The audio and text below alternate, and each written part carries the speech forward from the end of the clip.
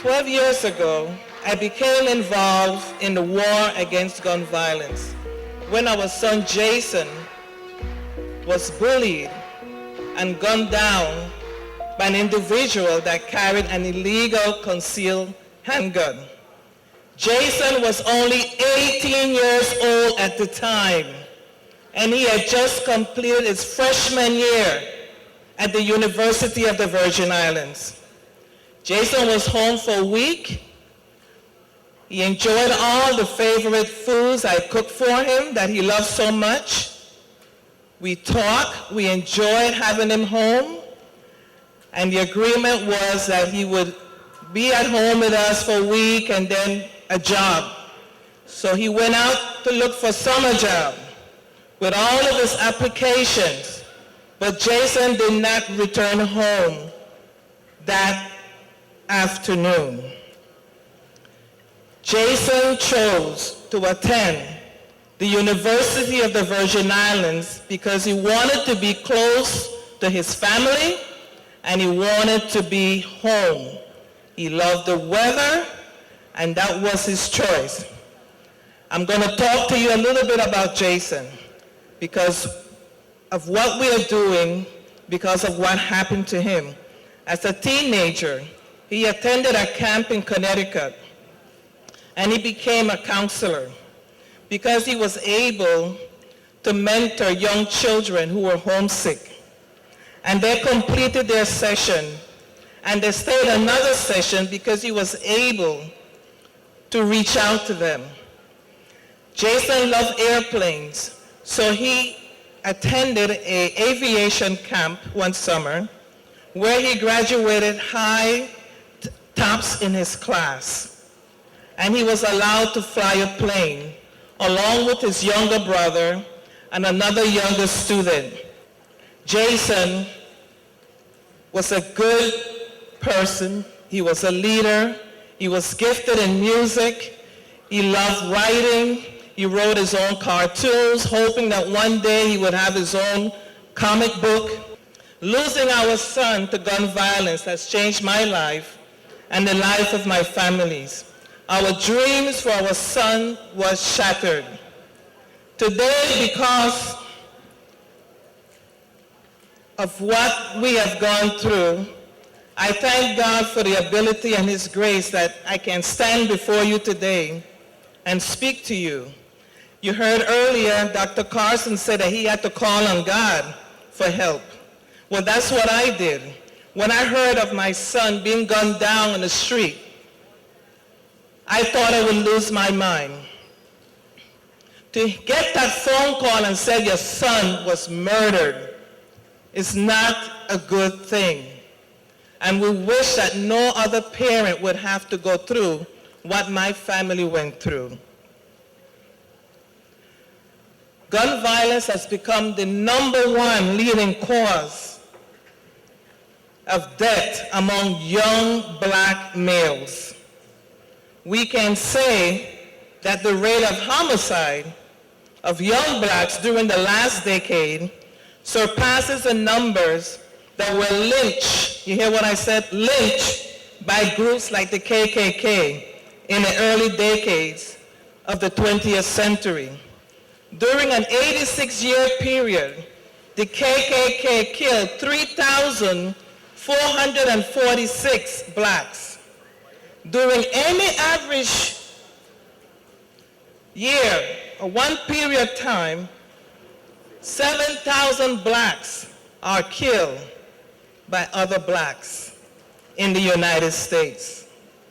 We no longer need the KKK and racist groups to do our killings. We are doing it to ourselves. Because of the rate of killings, where do you see yourself 5 years from now? Where do you see yourself 5 years from now? Our jails are filled. Our cemeteries are filled. And our young men are dying. Black young men are dying.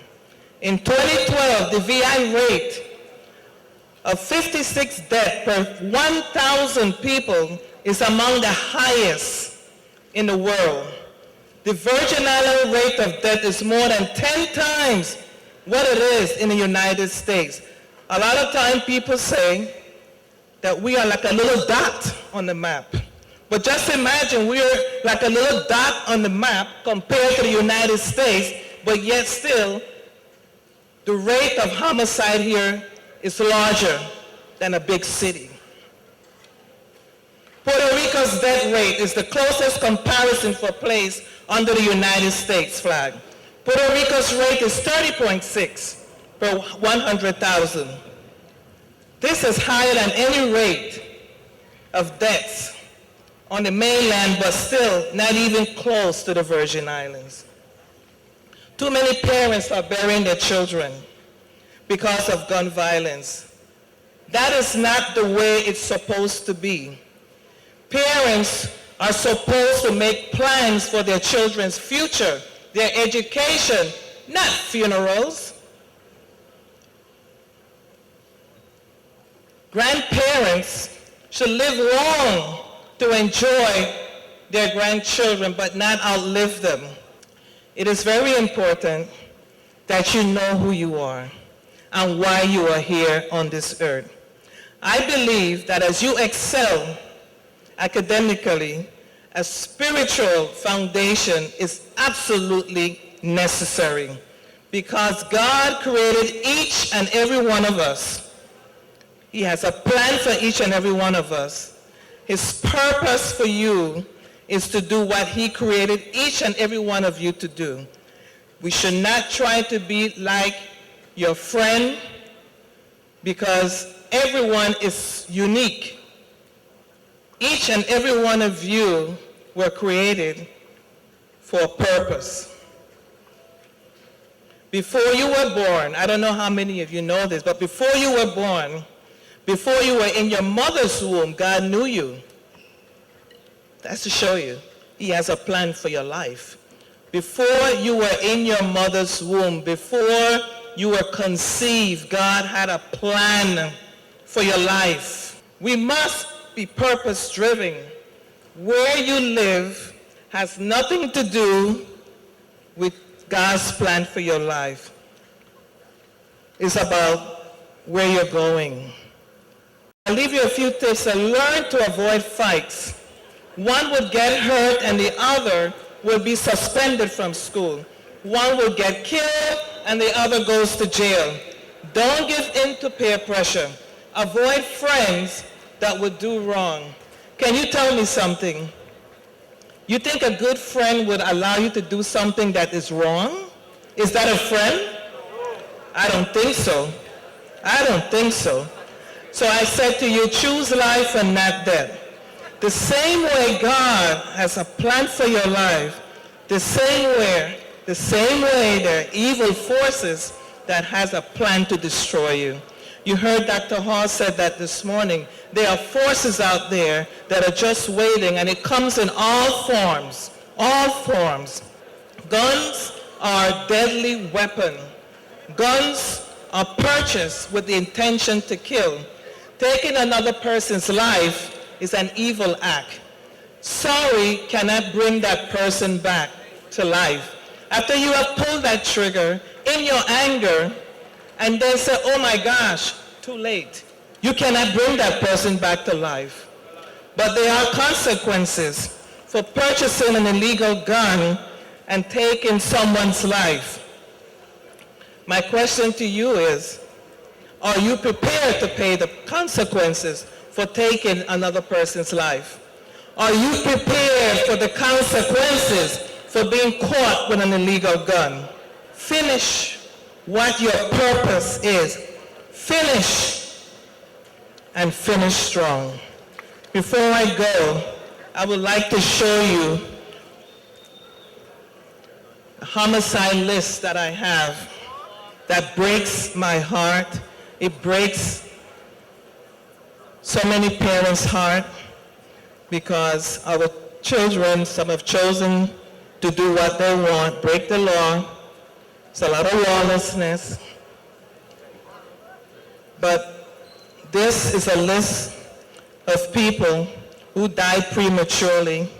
I have on this list, I have doctors, I have carpenters, I have electricians, I have teachers, I have lawyers, engineers, yes. Who else? Who else could be on this list? Huh? Students, football players, whatever you are born to be and did not because of premature death. Here is the list. You're going to be amazed at the amount of our children, our sons that are on this homicide list. And let me say something to you. There are over 5 names per page. 5 names per page, okay? On this homicide list.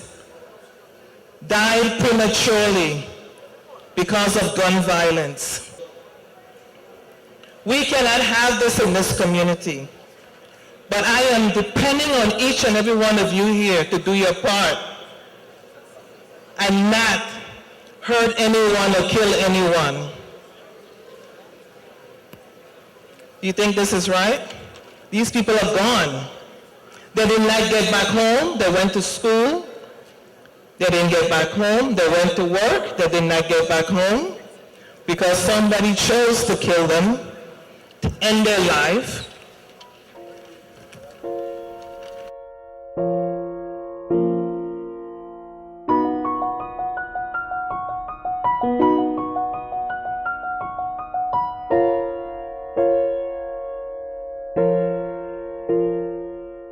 I expect to see you here next year at this conference. We will not lose not one of you in this conference.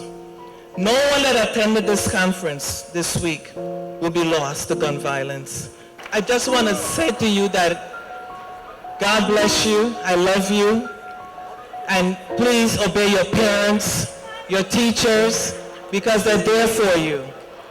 Help your teachers to do their job, to teach you. Don't go to school and make it difficult for your teachers to do their jobs.